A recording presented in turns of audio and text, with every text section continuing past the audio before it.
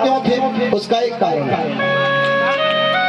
उज्जैन नगरी में एक गरीब ब्राह्मणी रहती थी, घर में कोई बेटा नहीं, पति था नहीं, बेटा था नहीं, भिक्षा मांग के उधर पूर्ति करे। वो आपको एक बात बता रहे हैं जो जीवन में नोट कर लो, अगर आपके पास में धन है, आपके पास पैसा है, आपके पास सुख समृद्धि है, आपके 1000 रिश्ते तैयार हो जाते हैं, तमाम लोग रिश्तेदारी निकाल देते हैं। अगर आपके पास में पैसा नहीं है, गरीबी है, दरिद्रता है, परेशानी है, तो सगा रिश्तेदार भी हमसे किनारा कर देता है, क्योंकि सब पैसे के महत्व देते हैं। आज के समय पैसे की कीमत है।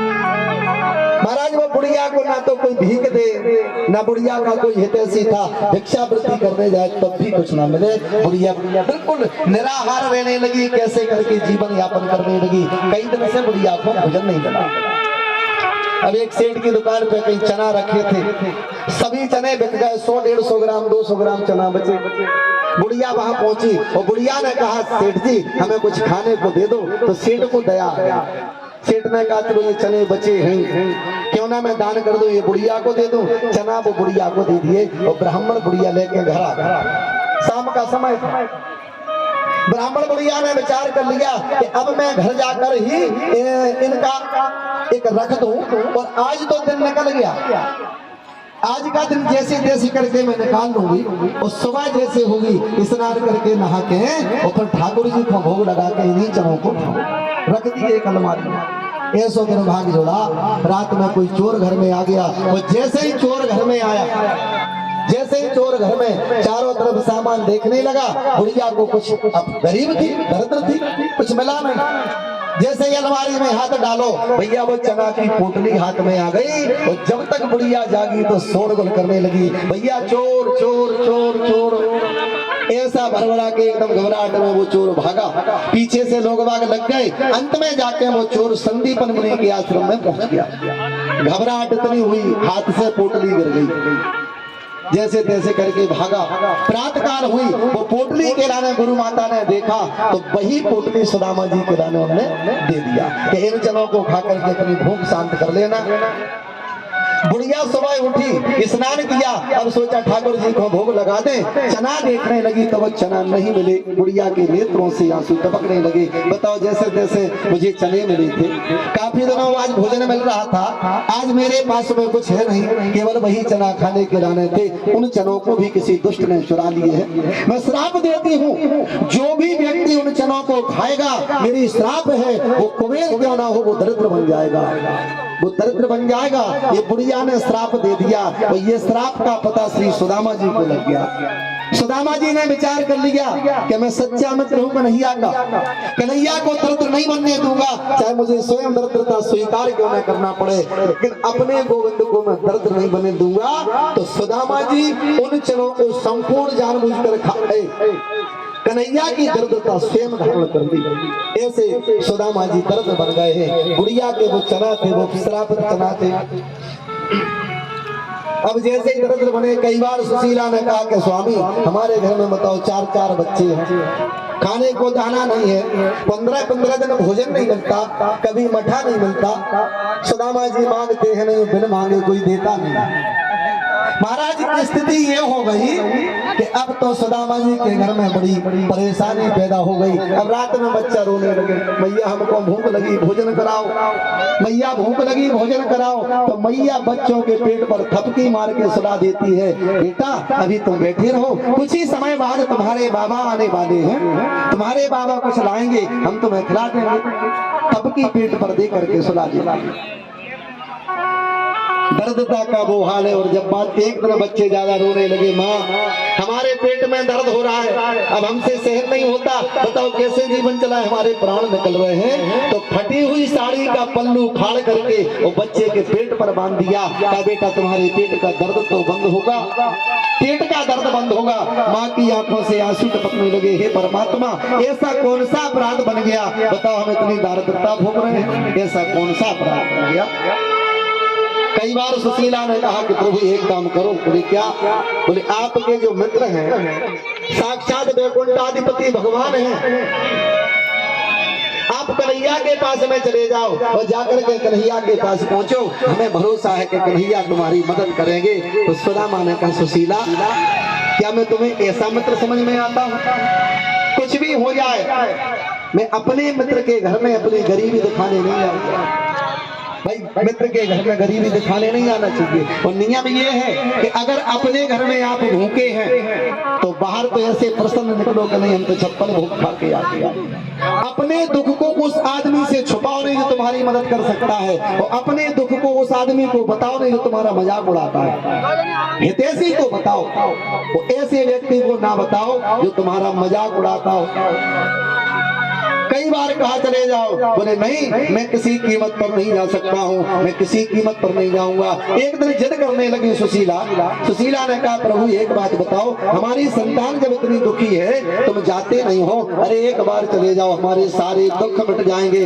तो सुदामा जी कहने लगे कि सुशीला एक बात बताओ, सुख और दुख है किसके? भाई सुख भी भगवान का है और दुख भी भगवान का है। आज दुख है तो कल सुख भी आएगा, और आज सुख है अगर उसका अहंकार किया तो कल दुख भी आएगा, क्योंकि एक दूसरे पीछे लगे हुए हैं।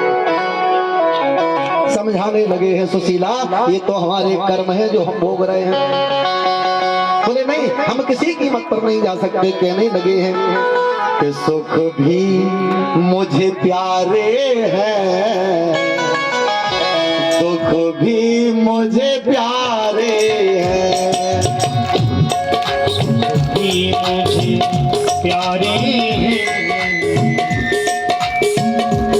दुख भी मुझे प्यारे हैं, सुख भी मुझे प्यारे हैं, दुख भी मुझे प्यारे हैं, भी मुझे प्यारे हैं, दुख भी मुझे प्यारे हैं। छोड़ो मैं किसे भगवान, दोनों ही तुम्हारे हैं। छोड़ो मैं किसे भगवान, दोनों ही तुम्हारे हैं। सुख भी मुझे प्यारे हैं, दुख भी मुझे प्यारे हैं। भी मुझे प्यारे हैं, दुख भी मुझे प्यारे हैं।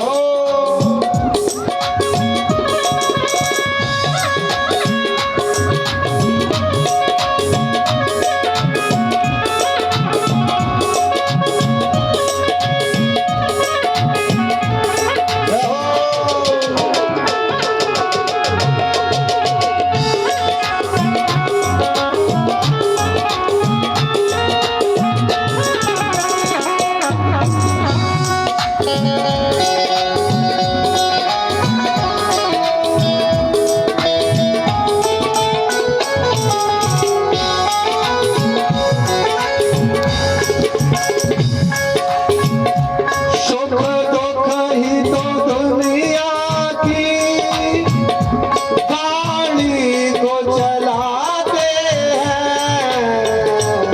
सुख दुखी तो दुनिया की गाड़ी को चलाते हैं।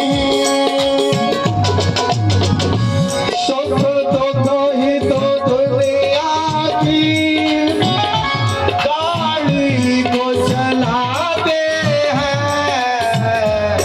सुख दुखी तो दुनिया की गाड़ी को चलाते हैं।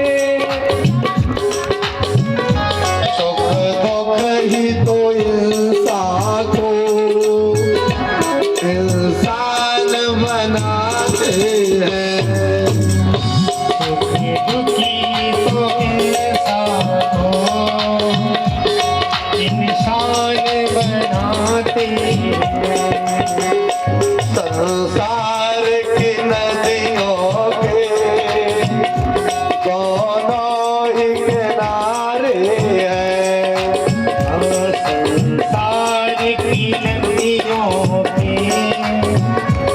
दोनों ही किनारे हैं।